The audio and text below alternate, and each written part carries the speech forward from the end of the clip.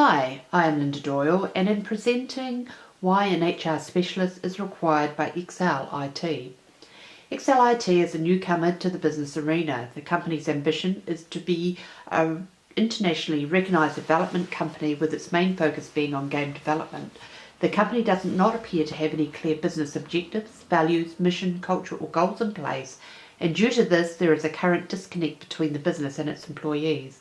The employees are poorly managed with high levels of turnover, absenteeism, sickness and annual leave usage, which means that business performance targets are not being met.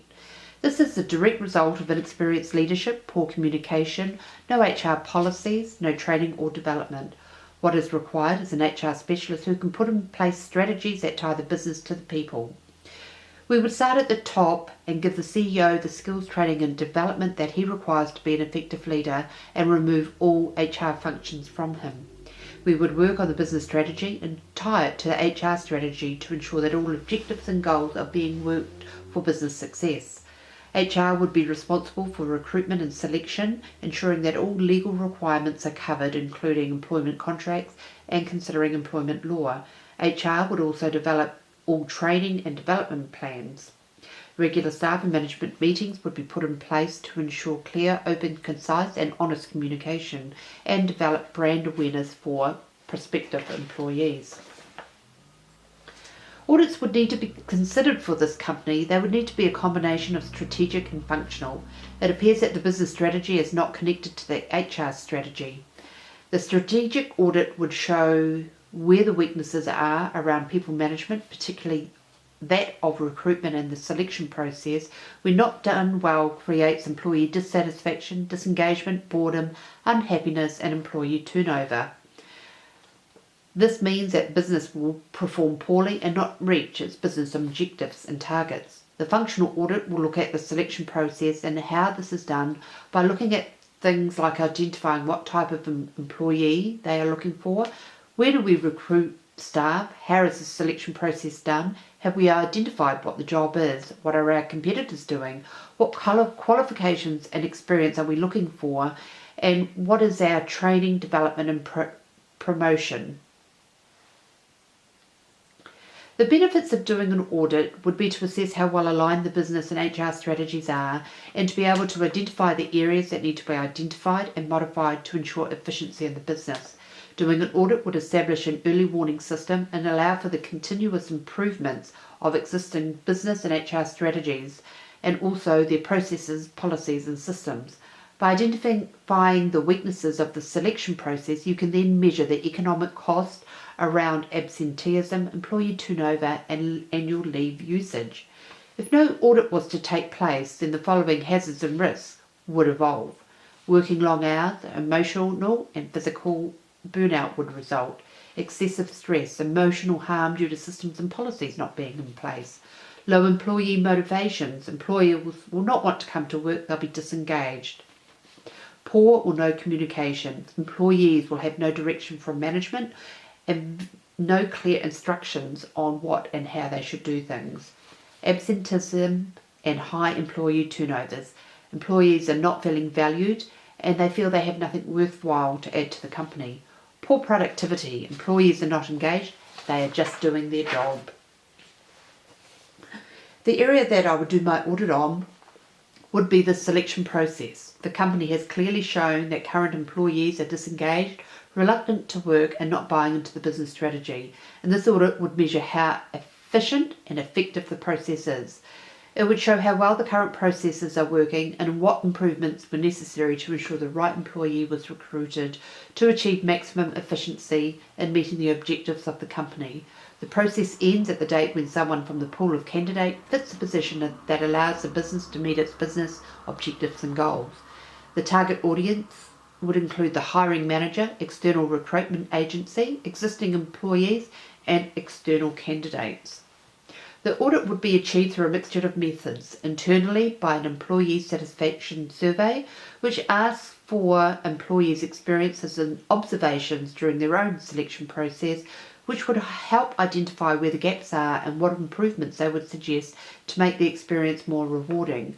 I would also include an external audit by inviting the recruitment agency to comment on the processes they have experienced during the selection process. This would help identify better processes based on their skill and knowledge set. This would be done by having a focus group.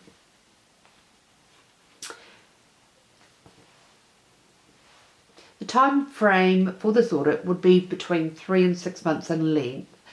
Planning and preparation should include looking at existing documents, creating a plan, developing questionnaires to fit the audit. Allow a month for this. Gaining the buy-in from employees and engaging the recruitment agency should take 1 to 2 weeks. This means taking the time to go person to person, group to group, and explain what you're doing, why, and what outcome you're wanting to achieve.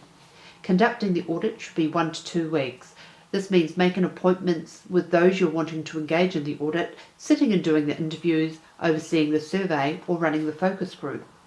Evaluation verification should take 1 month. This is collating all the information, evaluating that information. Final report and presentation should be 1 to 2 months. This is taking all the information collated, putting it into a format that can be viewed and presented. This is about providing insights about what the issues may have been and what possible solutions you may come up with. Documentations you will need for the selection process will include the employment agreement. Is this legal? Does it tick off New Zealand employment legislation? The job description. What is the job? What does it entail? Rewards and benefit. What the employee would expect to receive. Wage forecasts and budgets, depending on factors, skills and qualification. The wages that may be expected to be paid around this area. Company selection process. How does the company go about the selection process? What is done and by whom?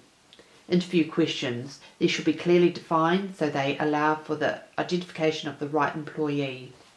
How is the vacancy advertised? What is the policy? Is it done through TradeMe? Is it done internally or externally through a recruitment agency? Retention KPIs function, documentation that emphasises employee satisfaction.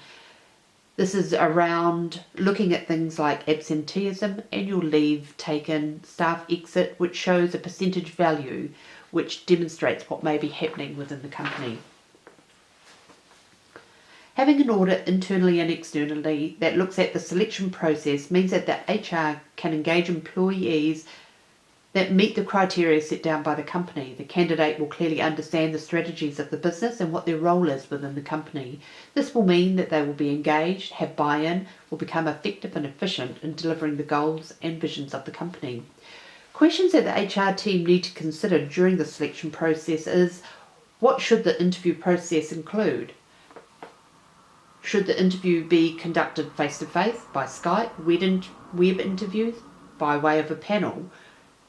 How is the screening of candidates to be done? Will it include internal and external candidates? How is the checking of qualifications and compliance checks done? Then consider what should the interview questions include. So questions that demonstrate problem solving, previous experience, asking them about themselves. What do they know about the company? Why do you want the job? What are your strengths? What are your weaknesses? There needs to be consistency.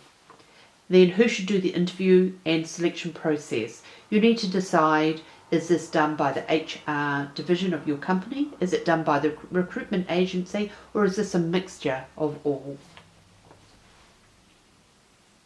The employee satisfaction survey will help identify the gaps and also what candidates are looking for and expecting from the selection process. I would provide a written example of the process to the candidate so that they can clearly see if their skills and knowledge, values and beliefs are a fit for the business and the HR strategies of the company. By having a focus group, it helps identify gaps in the selection process, and it will help make the selection pathway clearer, which will hopefully attract the right person for the right job. This may be as simple as having the right interview questions asked on a consistent basis. The selection recommendations, audit recommendations, would have a clear set of guidelines as to what is to be included in the selection process, a clear set of interview questions for including consistency. Have set time guidelines as to how long it will take to go through the selection process. Use a matrix using the answers from the employees which take out personal feelings. Guidelines as to how the unsuccessful candidate is to be notified. Guidelines as to how the successful candidate is to be notified and what the next steps to employment are. By having a clear list of recommendations from the audit, it would ensure that the company would be employing staff who share in the company vision and goals, and it would mean they would be very motivated, engaged, positive and happy to be working for this company. Thank you.